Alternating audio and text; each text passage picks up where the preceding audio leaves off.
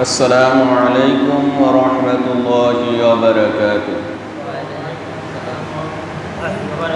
نحمده ونستعينه ونستغفره ونعوذ بالله من شرور أنفسنا ومن سيئات أعمالنا. من يهد الله فلا مضل له ومن يضلله فلا هادي له. ونشهد أن لا إله إلا الله وحده لا شريك له أرسله بالحق بشيرا ونذيرا وداعيا إلى الله بإذنه وسراجا منيرا. فقد قال الله تعالى في كلامه المجيد والفرقانه الحميد: أعوذ بالله من الشيطان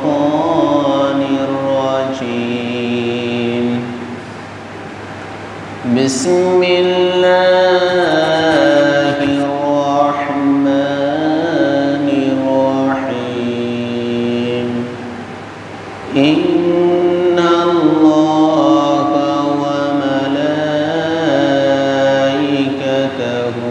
يصلون على النبي يا أيها الذين آمنوا صلوا عليه وسلموا تسليما. اللهم صل على محمد وعلى آل محمد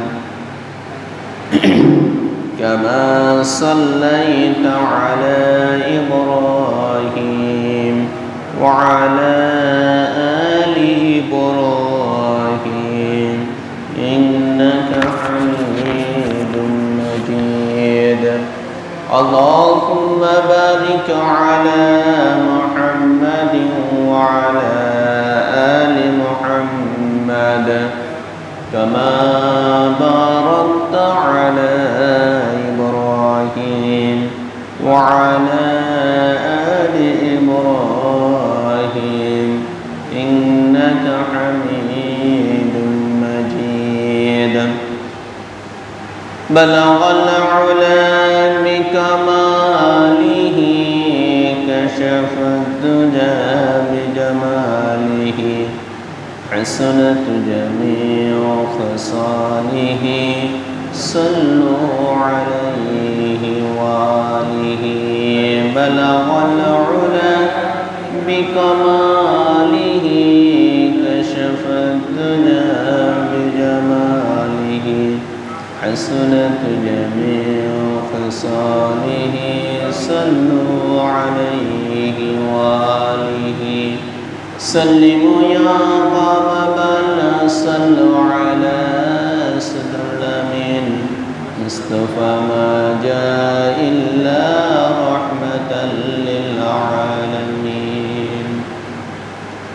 সম্মানিত মুসলিম ইকরাম, আমরা সেই মহান রবের নিকট লাখ কোটি শুকর আদায় করছি যে মাবুদ আমাদেরকে অত্যন্ত দয়া করে মায়া করে তার ঘরে সকলের আগে আসার এবং বসার তৌফিক দিয়েছেন। সে মহান রবের নিকট কালিমাতে শুকর গুজার করছি আলহামদুলিল্লাহ। আজকে কোরবানির ইতিহাস সম্পর্কে ইনশাআল্লাহ সংক্ষিপ্ত কিছু আলোচনা করব। মহান রব্বুল আলামিন এই দুনিয়ার মধ্যে যত নবী রাসূল প্রেরণ করেছেন প্রত্যেক নবী রাসূল এবং তার উম্মতরা আল্লাহ তাআলার রায়ে আল্লাহ তাআলার নামে কোরবানি করেছে। এক এক সময় এক একভাবে আল্লাহ তাআলার রায়ে তারা কোরবানি করেছে। কিছু কিছু সময় ফলাদি দিয়ে কোরবানি করা হয়েছে, কিছু কিছু সময় পশু দ্বারা কোরবানি করা হয়েছে। এভাবে এটা আমাদের আদি পিতা হযরত আদম আলাইহিস সালাম থেকে শুরু করে আমাদের প্যারা নবী জনাবে মুহাম্মদ রাসূলুল্লাহ সাল্লাল্লাহু আলাইহি ওয়াসাল্লাম ওনার জামানা পর্যন্ত এভাবে কোরবানির সিস্টেমটা চালু হয়েছে। সর্বপ্রথম আদম আলাইহিস সালাম থেকে যেভাবে সর্বপ্রথম কোরবানিটা চালু হয়েছে সেটা হচ্ছে আদম আলাইহিস সালামের দুই সন্তান ছিল, একজন ছিল হাবিল আর একজন ছিল কাবিল। হাবিল এবং এই কাবিল তারা দুই ভাই দুনিয়ার মধ্যে যখন আসছে, এরা যখন প্রাপ্তবয়স্ক হয়েছে, আল্লাহ তাআলা ওই সময়ের বিধান করে দিয়েছে যে আগের ঘরের ছেলে পরের ঘরের মেয়ে, এরপরে পরের ঘরের মেয়ে আগের ঘরের ছেলে, এইভাবে মানে যারা সহোদর হিসাবে জন্মগ্রহণ করে তারা একটু উলুট পালুট করে এভাবে বিবাহ বন্ধনে আবদ্ধ হবে। এটা আল্লাহ তাআলার বিবাহের নিয়ম, বিবাহের সিস্টেমটা বলে দিয়েছে। কিন্তু কাবিল তার সাথে তার যে বোন জন্মগ্রহণ করছে তার নাম ছিল আকলিমা, সে বলতে সে একটু খুবই সুশ্রী ছিল। আর হাবিলের সাথে যে বোনটা জন্মগ্রহণ করেছিল সে একটু কুৎসিত বর্ণ ছিল, কুশ্রী ছিল।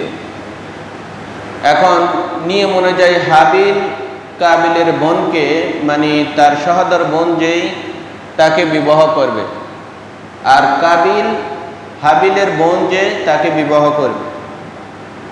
এখন কাবিলের বাগে যে স্ত্রী হিসাবে যে নারীটা ফুটতেছে সে একটু কুৎসি ছিল, আর হাবিলের বাগে যে নারীটা ফুটতেছে সে ছিল সুশ্রী।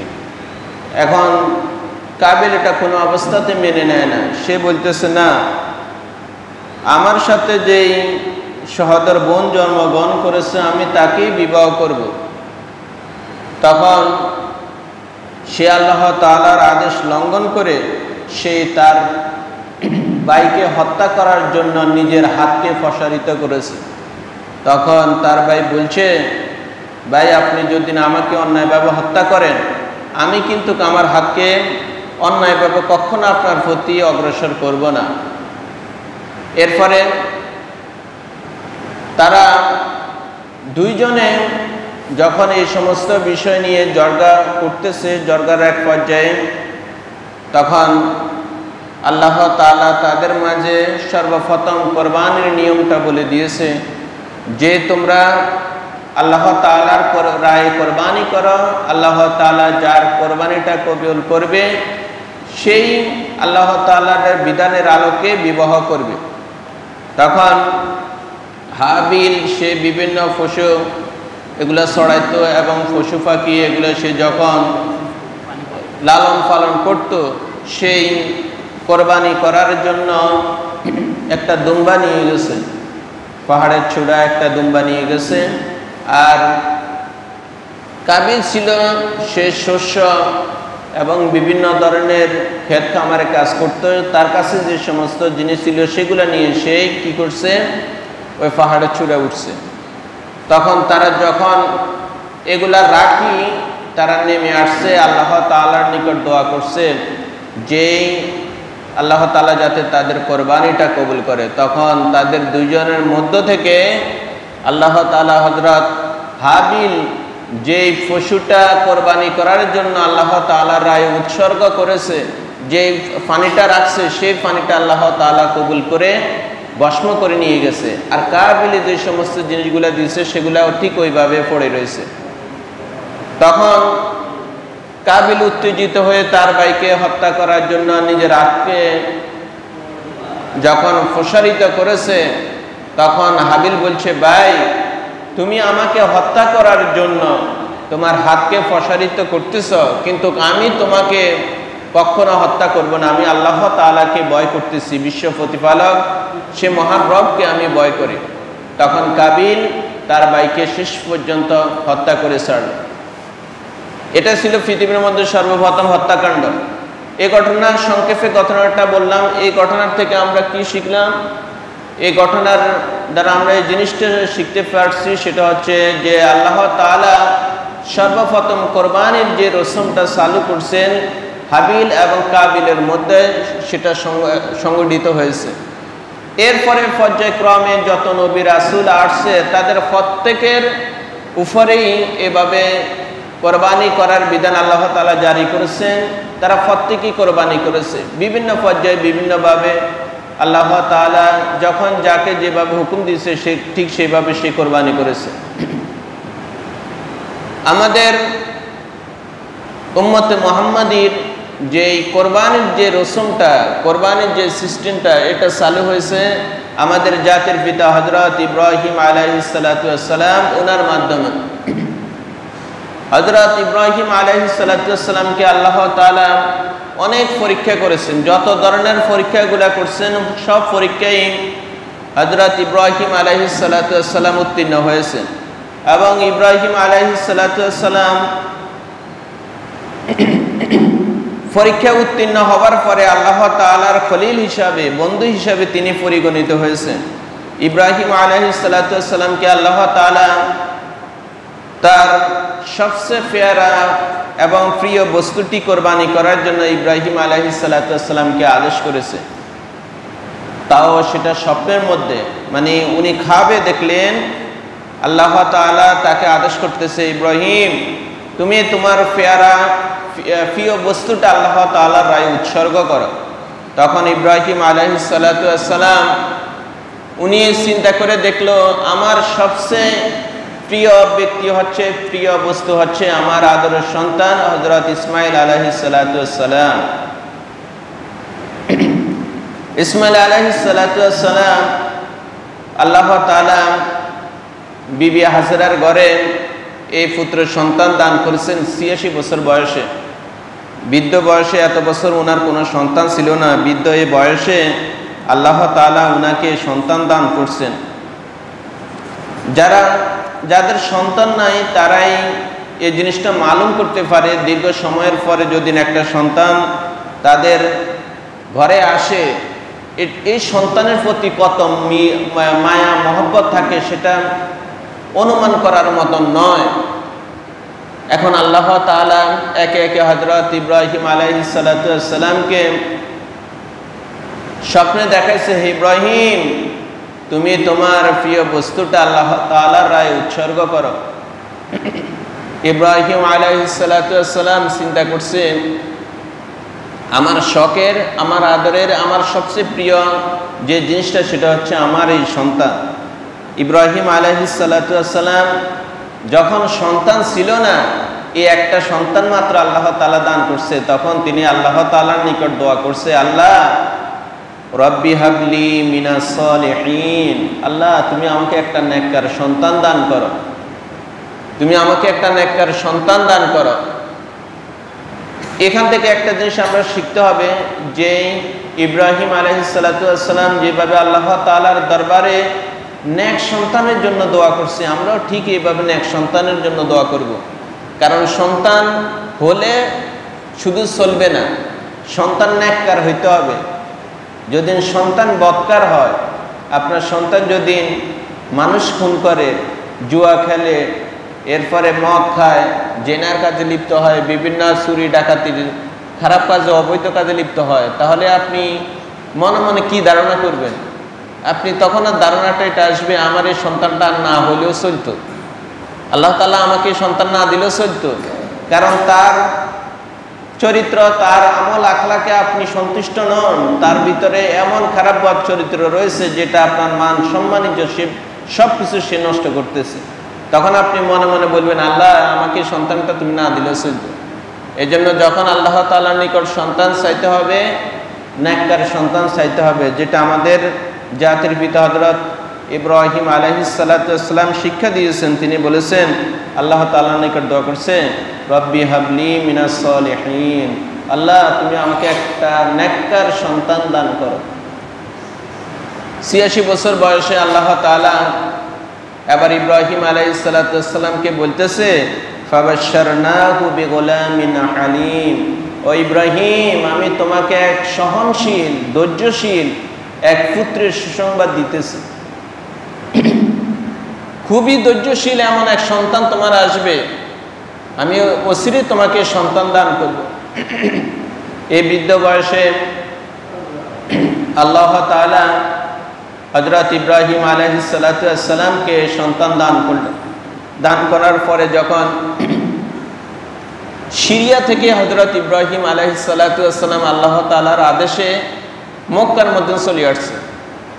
মক্কার মধ্যে আসি বিবি হাজেরা এবং তার সন্তান ইসমাইল আলাইহিস সালাতু ওয়াস সালামকে এই মরুভূমির মধ্যে জনমানবহীন জায়গার মধ্যে একাকী রাখি যাইতেছে।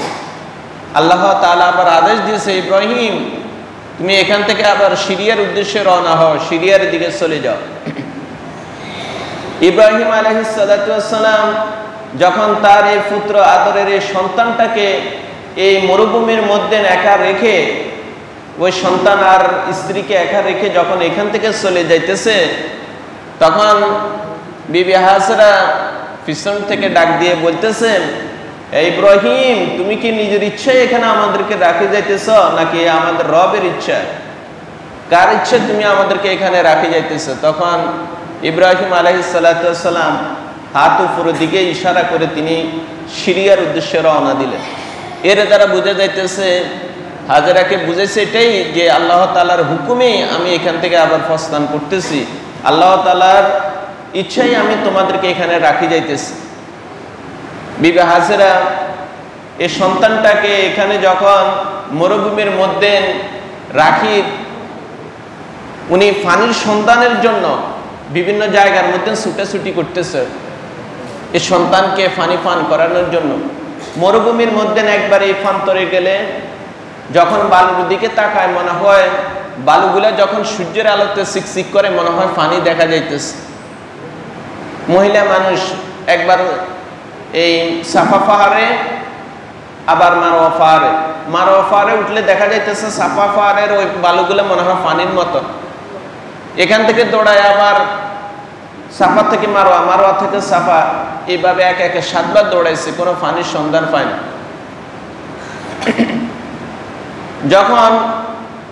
তখন আল্লাহ তাআলার হুকুমেই জিবরাইল আলাইহিস সালাতু ওয়াস সালাম হযরত ইসমাইল আলাইহিস সালাতু ওয়াস সালামের, অনেকে বলতেছে পায়ের বসায়, আল্লাহ তাআলা জমজমের পানির ব্যবস্থা করে দিয়েছে। পানি যখন পাওয়া শুরু করে দিয়েছেন, তিনি বালু দ্বারা চতুর্দিক দিয়ে বাঁধ দিয়ে রাখছেন। বাঁধ দেওয়ার পরে পানি আর কোনো দিকে গড়ায় না, এখানে আবদ্ধ হয়ে গেছে। এখন যখন পানি মরুভূমির মধ্যে, পানি খুবই দামি জিনিস, চতুর্দিকের মানুষ পশু পাখি সব এখানে ভরপুর হয়ে গেছে এই পানি পান করার জন্য, পানি নেওয়ার জন্য। পানি নিতেছে আর মানুষে আসি এই কূপের এই জমজমের যে মালিক হাজেরা, তাকে টোকন দিয়ে যাইতেছে, তাকে বিভিন্ন রকমের হাদিয়া দিয়ে যাচ্ছে মানুষে। এভাবে আস্তে আস্তে আল্লাহ তাআলা এই জায়গাটাকে একটা সমৃদ্ধশালী এলাকা হিসাবে পরিগণিত করছেন। পানির এই কেন্দ্র করে, এই জমজমের পানিকে কেন্দ্র করে আশেপাশে মানুষ বসতি গাড়া শুরু করে দিয়েছে। দূর দূরান্ত থেকে মানুষ আসি এখানে বসতি করা শুরু করছে। আস্তে আস্তে তখন এই জনমানবহীন জায়গাটা একবার পরবর্তীতে লোকালয়ে ভরপুর হয়ে গেছে। এখন যখন দীর্ঘ 13 বছর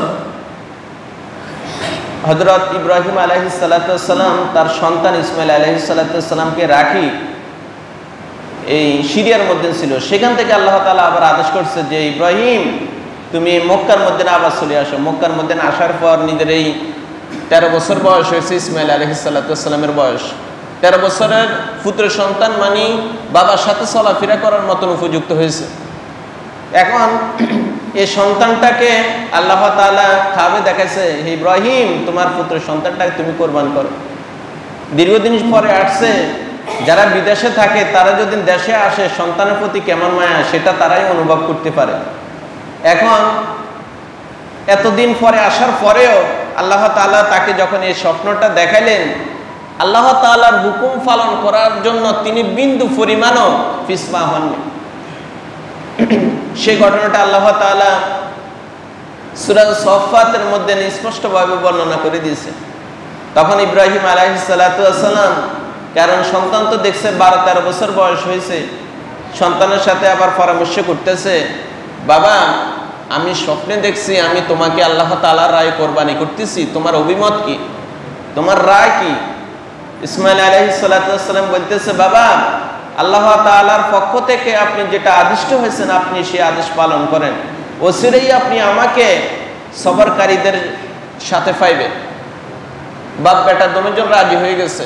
রাজি হয়ে তারা যখন মিনার প্রান্তরে গেছেন, ইব্রাহিম আলাইহিস সালাতু ওয়াস সালাম তরবারি নিয়ে যখন ইসমাইল আলাইহিস সালাতু ওয়াস সালামের গলার মধ্যে ছুরি চালালেন, তখন আল্লাহ তাআলা ইসমাইল আলাইহিস সালাতু ওয়াস সালামের স্থলে জিব্রাইলের মাধ্যমে একটা দুম্বাকে শোয়াই দিলেন, আর সেখানে দুম্বা জবাই হয়ে গেছে।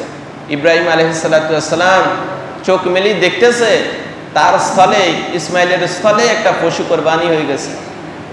তখন আল্লাহ তাআলা ডাক দিয়ে বলতেছে, ইব্রাহিম তুমি তোমার স্বপ্ন বাস্তবায়ন করেছো, আমি যে হুকুম দিছি সেটা তুমি পালন করেছো, অতএব তোমার জন্য উত্তম প্রতিদান রয়েছে। মূলত আল্লাহ তাআলা এই কোরবানির দ্বারা ইব্রাহিম আলাইহিস সালাতু ওয়াস সালামের সন্তান কোরবানি হোক সেটা চাননি। একটা জিনিস চেয়েছে, সেটা হচ্ছে কি, ইব্রাহিম সত্যিকারে কি আমাকে ভালোবাসে কিনা, আমাকে ভালোবাসি নিজের সন্তানকে উৎসর্গ করে কিনা সেটা দেখছে। এখান থেকে আমরা শিক্ষা নিতে হবে, আমাদের কোরবানিটা শুধু গোশত খাওয়ার জন্য নয়, বরং আল্লাহকে রাজি করার জন্য, খুশি করার জন্যই আমরা কোরবানি করতে হবে, অন্য কোনো উদ্দেশ্যে কোরবানি করা যাইবে না। সেই ঘটনাটা আল্লাহ তাআলা সূরা সফফাতের মধ্যে বলতেছেন, ফালাম্মা বালাগা মা'হু সা'য়া ক্বালা ইয়া বুনাইয়া ইন্নী আরা ফিল মানামি আন্নী আযবাহুকা ফানজুর মাযা তারা।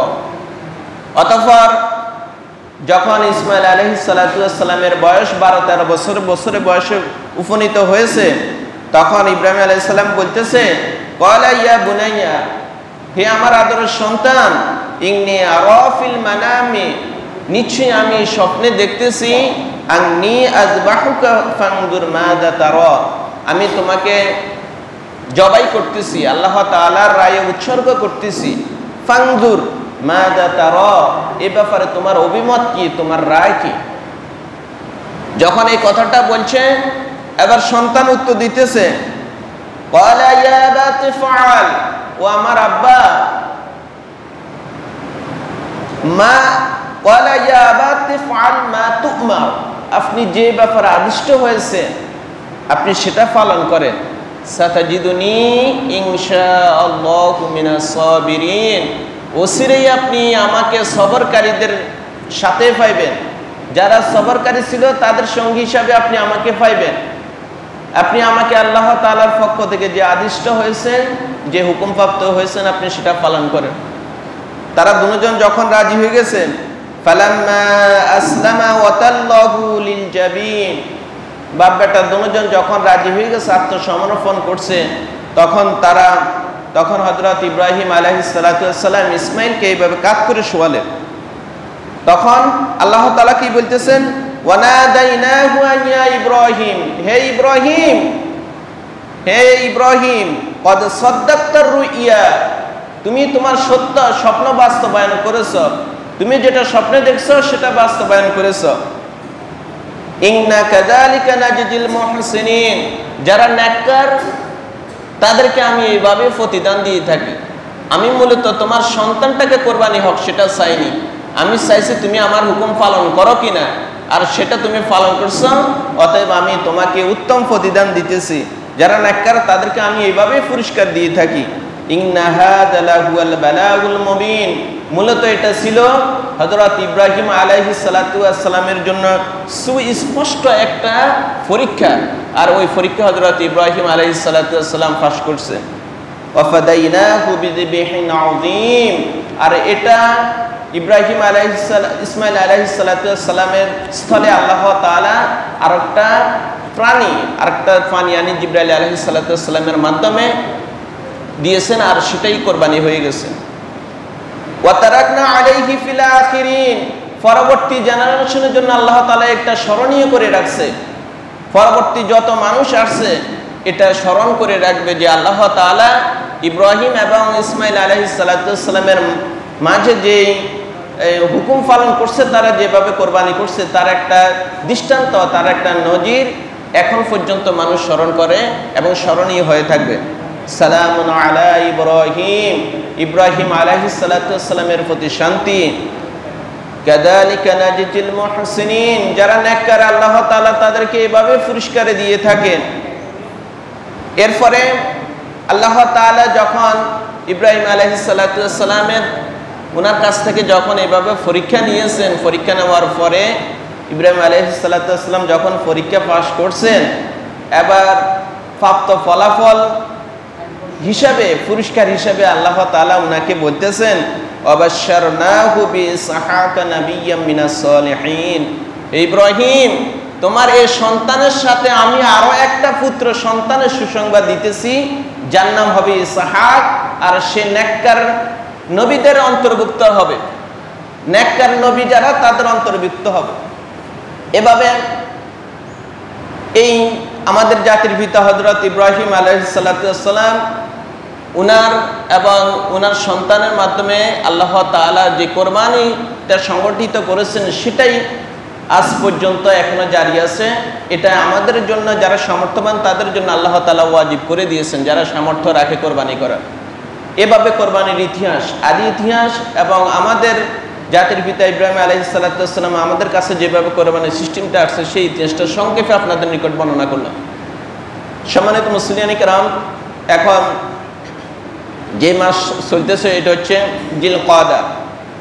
জিলকওয়াদা মাসের আজকে হচ্ছে 30 তারিখ, আগামীকালকে হচ্ছে জিলহজ, আগামীকালকে জিলহজের মাসের 1 তারিখ।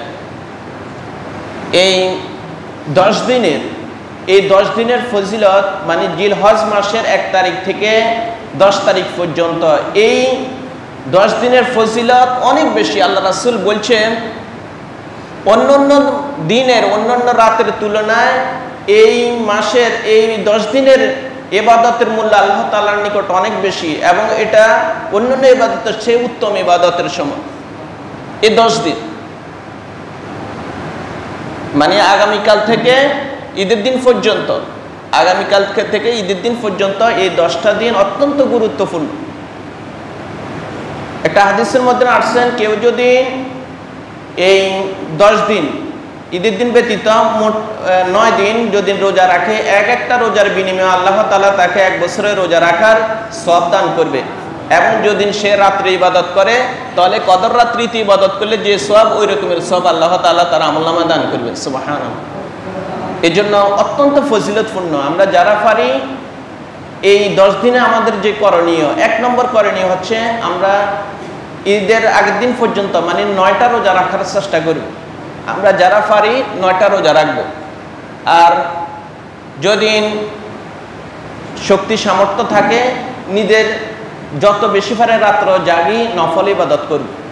তারপরে আমরা যত বেশি পারি দান সদকা করব, যত বেশি পারি জিকির আজকার করব, বেশি বেশি তাকবীর বলবো।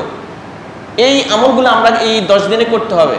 আর যারা কোরবানির নিয়ত করেছেন আগামীকাল থেকে আপনারা চুল, দাড়ি, নখ এগুলা কাটতে পারবেন না। এটা হচ্ছে মুস্তাহাব আমল।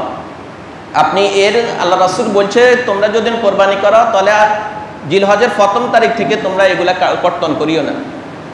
বুঝাচ্ছেন? এটা সওয়াব রয়েছে।